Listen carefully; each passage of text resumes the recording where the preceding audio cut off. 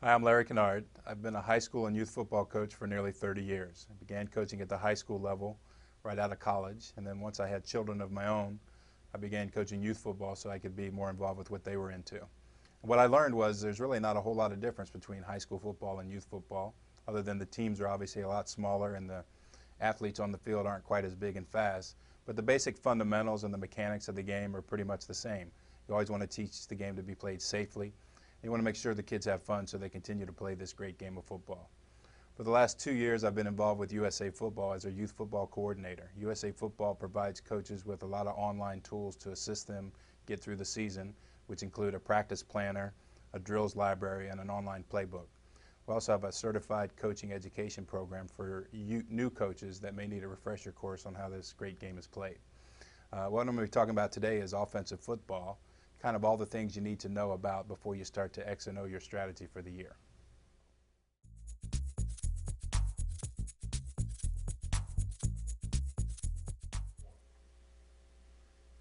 Okay, so if the old saying that defense wins championships, then why is offense important? Well, offense is important because you do need to score to win a football game. The other things that make offense important is kids get excited about things that happen on the offensive side of the football. They get excited about touchdowns. In this day of Xbox games and the internet, instant gratification is what kids are looking for. And if you start scoring touchdowns, it's going to be a lot more fun for them to play football than if you win games 6-0 or lose games 6-0. It's an instant reward for all the hard work you put in at the practice field also. Offensive philosophy. You need to find out what each kid can do best to be successful. Your job as a coach is to put every kid that's on your team in a position where he can be successful. Does that mean he's a touchdown runner? Does that mean he's a quarterback that can throw touchdowns? Not necessarily. But if you can teach a kid to get into a great stance, get out of that stance, and throw great blocks every time the ball is snapped, he's having a successful year and he's having fun. And if you coach him right and praise him correctly, he's going to understand how important his role is into the whole team concept. So your job is to put those kids in positions where they can always be successful. You got to understand the difference between playground football and organized tackle football.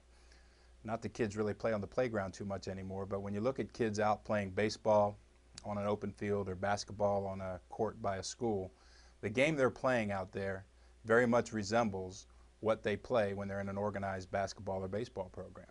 However, if you see kids out playing football in an open field, what they're doing out there doesn't look anything like what you do in an organized tackle football program. First of all, every kid on an open field playground is a quarterback or receiver. There's not a lot of blocking going on. There's very little good fundamental tackling going on.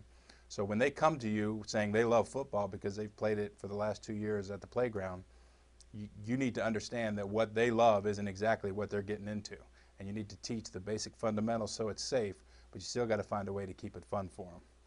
Keep it simple. A big playbook doesn't necessarily mean big success, and keep it fun at all times. Scheme and style. What does that mean? It's the use of formations to build an approach to how you're going to move the football. You need to maximize the talent available to you. A great arm does not a quarterback make. If it was that easy, you could just line up every kid on a goal line, hand each one of them a football, have them throw it, and the kid that throws it the farthest is your quarterback. But chances are that kid doesn't have all the other things you need from a quarterback to be successful. Same thing goes for running backs and receivers.